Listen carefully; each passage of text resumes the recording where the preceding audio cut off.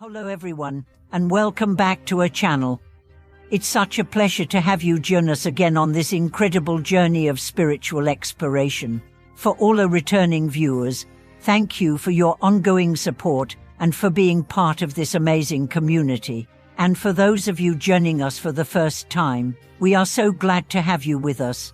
Today, we are diving deep into a topic that's central to the practice of Buddhism and that has inspired countless practitioners throughout the centuries. It's a teaching that may seem simple at first glance, but contains immense depth and profound wisdom. The idea that there is a straightforward method that can free us from the cycle of samsara and lead us to the Buddha. But is it really that easy? Can something so simple truly bring us liberation and enlightenment? In Buddhist teachings, samsara refers to the cycle of birth, death, and rebirth that all sentient beings are caught in. This cycle is driven by ignorance, attachment, and the afflictions of the mind.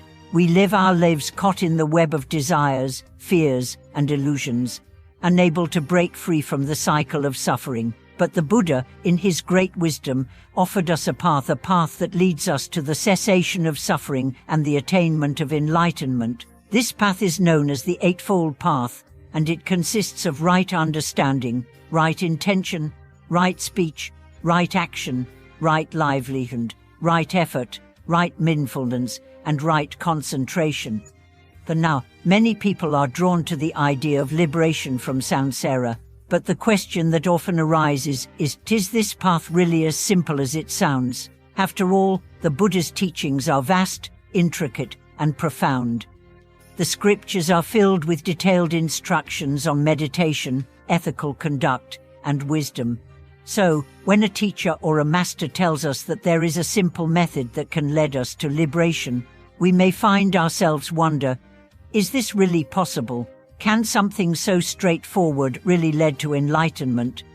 To answer this question, let's first take a closer look at what the masters mean when they speak of a simple method. In Buddhist practice, simplicity does not mean superficiality or ease. Rather, it refers to a practice that cuts through the complexities of the mind and brings us directly to the heart of the teachings. One of the most powerful and direct methods offered in Buddhist practice is the recitation of the Buddha's name, also known as Eni and Fo in Chinese or Nembutsu in Japanese. This practice is simple in its outward form, just repeating the name of the Buddha, but it holds within it an incredible depth of meaning and transformative power. The practice of reciting the Buddha's name is often recommended for those who find the complexities of meditation or philosophical study challenging. It's a method that can be practiced by anyone, regardless of their intellectual understanding or spiritual experience. The simplicity of this practice lies in its accessibility. It doesn't require deep philosophical knowledge or years of meditation practice to begin. All that is needed is a sincere heart and the willingness to engage with the practice. When we recite the Buddha's name with mindfulness and devotion, we are aligning ourselves with the qualities of the Buddha, such as compassion, wisdom, and purity, and we begin to cultivate these qualities within ourselves. But is this really enough to lead us out of samsara? Can something as simple as repeating a name truly bring about the profound transformation needed to achieve liberation? To answer this, we need to understand the deeper significance of the Buddha's name. In Buddhist cosmology, the Buddha's name represents the entirety of his teachings and his enlightened qualities. It is not just a name in the conventional sense, but a symbol of the boundless compassion and wisdom that the Buddha embodies. When we recite the Buddha's name, we are not merely uttering words, we are connecting with the Buddha's essence and inviting his presence into our lives. This connection is incredibly powerful. It is said that the Buddha's name has the power to purify the mind, calm the emotions, and dispel the delusions that keep us trapped in samsara. When we recite the Buddha's name with full sincerity and mindfulness, we begin to clear away the mental afflictions that cloud our perception and distort our understanding. This simple act of chanting helps to open our hearts and minds, allowing us to experience moments of clarity and peace. Over time, This practice helps to transform our habitual patterns of thinking and acting, gradually bringing us closer to the realization of our own Buddha nature. But the power of this simple method is not just in the recitation itself, it also lies in the intention behind it. The Buddha taught that the path to enlightenment requires right intention, or the intention to free oneself from suffering and to cultivate compassion for all beings. When we recite the Buddha's name, we should do so with the intention to purify our minds and hearts, to remove the obstacles that prevent us from seeing the truth, and to cultivate the qualities of wisdom, compassion, and loving kindness.